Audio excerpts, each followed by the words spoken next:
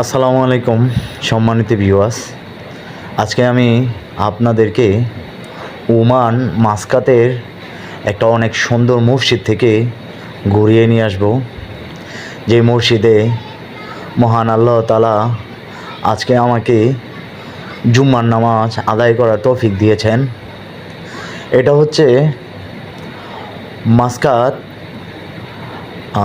round board থেকে 3-4 kilometre ভিতরে